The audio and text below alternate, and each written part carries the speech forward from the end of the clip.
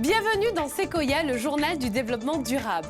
Tout comme Saint-Paul à La Réunion, Saint-Laurent-du-Maroni en Guyane et Saint-Pierre en Martinique, Basse-Terre et Pointe-à-Pitre en Guadeloupe font partie des 181 villes françaises labellisées Villes d'art et d'histoire.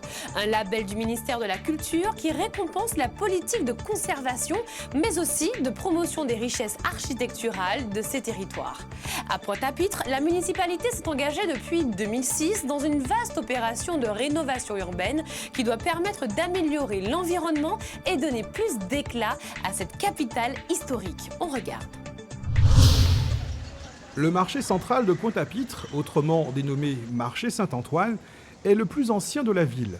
Installé en 1874, le marché central a accueilli l'essentiel des marchands de la ville avant la construction du marché de Bergevin au début des années 1990. Ce lieu historique a été entièrement réaménagé, avec un pavage de pierre, des bancs, des luminaires et des parties piétonnes pour qu'il retrouve son attrait touristique. Pour soutenir les travaux engagés, l'Agence française de développement a signé avec la ville de Pointe-à-Pitre une convention de préfinancement de subventions européennes de 3 200 000 €. L'aménagement et l'habitat urbain sont des cœurs de métier de l'Agence française de développement, notamment dans l'outre-mer. Ces domaines sont au cœur du développement économique de la Guadeloupe et de la cohésion sociale. Les opérations d'aménagement urbain sont vraiment des moteurs pour l'activité économique et le développement de l'emploi sur nos territoires.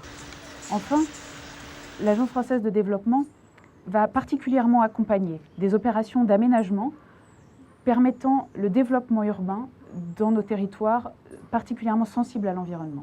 À Pointe-à-Pitre, les problématiques de changement climatique, de la prévention sismique et de la mise en sécurité des populations ont été intégrées dans le projet de rénovation de la ville, tout comme celles liées aux économies d'énergie ou au tri des déchets. Ici, à l'assainissement, c'est un projet d'écoquartier qui est en gestation. Les nouveaux aménagements laissent désormais plus de place à la nature et aux piétons et contribuent au mieux vivre ensemble. La concertation engagée avec les habitants du quartier se poursuit jusqu'à la labellisation de ce projet qui s'inscrit dans le cadre de l'agenda 21 de l'agglomération. Mais au-delà de cette échéance, c'est la place du transport dans la structuration de l'agglomération qui est à l'ordre du jour. Un projet de tramway porté par Cap Excellence a été retenu au niveau gouvernemental. Ce projet se met en place, mais à nos yeux, il va être extrêmement structurant pour faire reculer la place de la voiture, diminuer la consommation d'énergie fossile et diminuer le dépôt de CO2 dans l'atmosphère. Et d'une manière plus générale, c'est un projet qui a vocation de changer le regard et la structure de notre comportement par rapport à l'automobile qui a progressivement, ces 2 dernières décennies, envahi notre paysage urbain et d'une manière générale notre paysage guadeloupéen tout court. Donc c'est vraiment ce qui, sur les 30 prochaines années, sera le projet le plus structurant en ce début de siècle.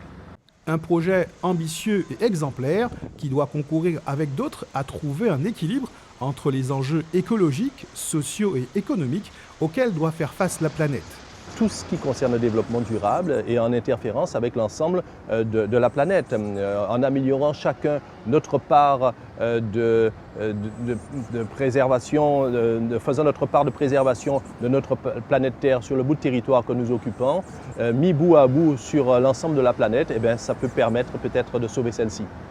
Voilà bien expliqué la formule employée par René Dubos lors du premier sommet sur l'environnement en 1972, Pensée globale, agir local. Ou comment l'action de chacun permet de faire avancer un tout.